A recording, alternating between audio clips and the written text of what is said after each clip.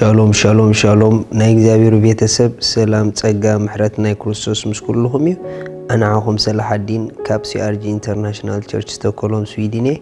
እዚ ናይ መዓልቲ ቃል ድብል ፕሮግራምና ነዚ መዓልቲ ዝኸውን ናይ ህይወት ቃል ናይ ብርሃን ቃል ሒዝና መጺና ኣለና ኩለን መዓልትኩም ስቁልኩም ከይተኣትወን ቃል ሒዝኩም እተውወን ቃል እዩ ደንብር ክብርና ኣምላኽ ይኹን ሎሚ እንካፈሎ ቃል ከም ዝብል እዩ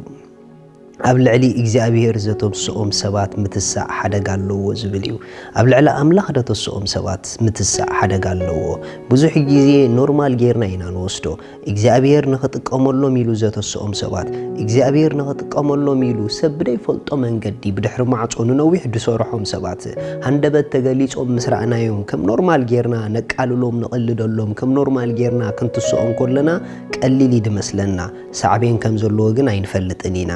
ምኽንያቱ እዞም ሰባት እዚኦም ክትስኡ ከለዉ በየንተሲኦም ኣይትፈልጡን ኢኹም እዞም ሰባት እዚኦም ክትስኡ ከለዉ እግዚአብሔር ምስኦም እንታይ ጉዳይ ኣለዎ ኣይትፈልጡን ኢኹም እዞም ሰባት እዚኦም ክትስኡ ከለዉ ኣምላኽ እንታይ ኣጀንዳ ሂብዎም ኣሎ ኣይትፈልጡን ኢኹም ስለዚ ንዕኦም ክንትስኦም ኮለና ጉዳይና ምስኦም ዘይኮነ ዝኸውን ዘሎ ምስቲ ንዕኦም ደተስአ ኣምላኽ እዩ ዝኸውን ዘሎ ካብቲ ሓደ ኣብ ህይወትኩም ክትጥንቀቑ ዘለኩም ንወንጌል ለይትን መዓልትን ክሰርሑ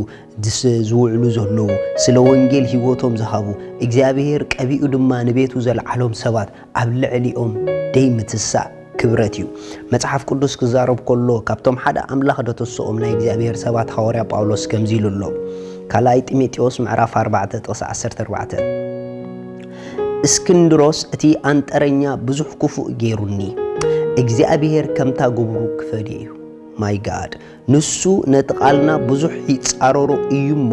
ንስኻ ድማ ካብኡ ተሓሉ ዘገርም ዘረባ ሐዋርያ ጳውሎስ ተዛሪቡ በጣም ዘገርም ዘረባ እስክንድሮስ ብዙሕ ክፉእ ነገር ገይሩኒ ኢሉ ግን ቀጺሉ እንታይ ኢሉ ጳውሎስ ኣነ ናይቲ ክፉእ ዝገበረኒ ግብሪ ክፈድየ ኣይበለን ኖ ኣምላኽ ባዕሉ ናይታ ግብሩ ክፈድየ ኢሉ ኣሕዋት ኣስተውዕሉ ምኽንያቱ ንእግዚአብሔር ዘተስኦም ሰባት ኣብ ስርሖም ኣቲና ክንርብሾም ኮለና ኣብ ዕዮኦም ኣቲና ከነዕገርግር ኮለና ብዕዮኦም ኣቲና ክንማጎቶም ክንጅምር ኮለና ዳይሬክት ጉዳይና ምስ ኣምላኾም ይዝኸውን ዘሎ ምስኦም ኣይኮነንቲ ጉዳይ ዝኸውን ዘሎ ዳስዋይ እኳ እዩ ሐዋርያ ጳውሎስ ጉዳይ ምስኡ ዘይኮነስ ምስ ለኣኺኡ ከም ዝኾነ ስለ ዝተረድኦ ደሓን ኣምላኽ ኣለዎ ነዚ ጉዳይ ልገዲፍዎ ብጣዕሚ ካብቲ ሓደ ኣብ ህይወትኩም ክትጥንቀቑ ዘለኩም እንተኽኢልኩም ስርሑ እንተዘይክኢልኩም ጸልዩ እንተዘይክኢልኩም ካብኡ ሓሊፍኩም ግን ኣፍኩም ሓዙ ምኽንያቱ ብዙሓት ሰባት ወይ ኣይሰርሑ ወይ ኣይስርሑ ነገር ግን ክማጎቱን ክዛረቡን ዝውዕሉ ሰባት ኣለዉ ናይዞም ሰባት እዚኦም ደገፍ ኣይትኹኑ ንምንታይ ተዳኢልኩምኒ ንሓደ ሰብ ኣብ ጎኑ ቅድሚ ምዃንኩም ናይቲ ሰብ ፍረ ረአይዎ ናይቲ ሰብ ፍረ ረአይዎ ክንደኦም ደፍረና ክንስና እሶም ዝኸድዎ ጎደና ዘይከና ክንስና ኣብ ልዕሊ እግዚአብሔር ዝጥቀመሎም ሰባት ኣፍና ክንከፍት ኮለና ዕሽነት እዩ ሓደ ሰብ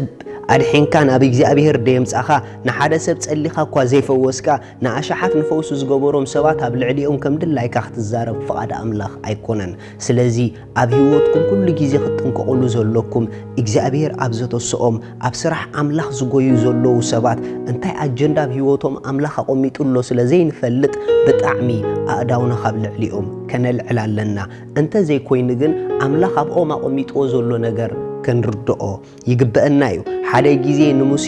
ንኢትዮጵያዊት ሰበይቲ ምስ ተመርዐወ ኣሕዋቱ ተሲእሞ ኣሕዋቱ ምስ ተስእዎ ሙሴ ይኮነን መሊሱሎም ኣምላኽ ባዕሉ ይመሊሱሎም ኣምላኽ ተሓሚዎ ከለዉ ንሙሴ ምስ ሰምዐ ከምዚ ኢሉ መሊሱሎም ዘሁልቅ 12:8 ከምዚ ይብል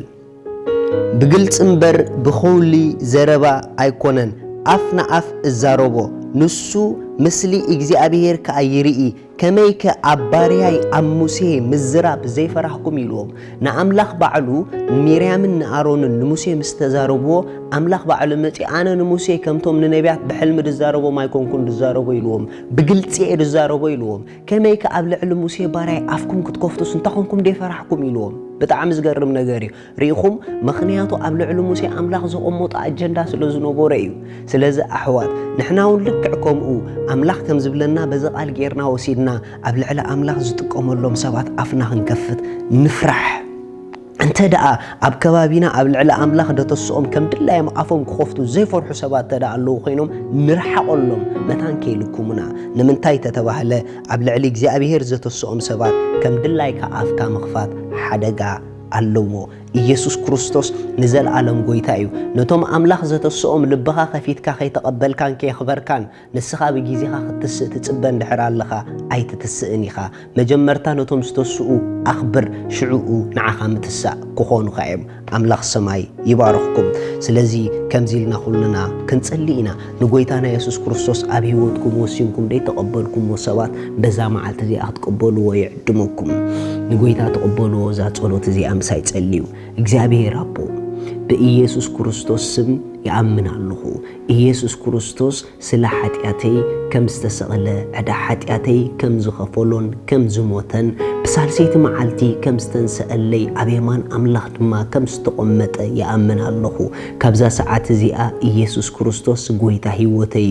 አነ ሓድሽ ፍጥረቴ አሜን እዛ ጸሎት ዝጸለኹም እንቋ ሓጎሰኩም በዚ ታሕቲ ዘሎ ኮንታክት ግቦርና ዘድለይኩም ማተሪያል ክንሰደልኩም ኢና አሜን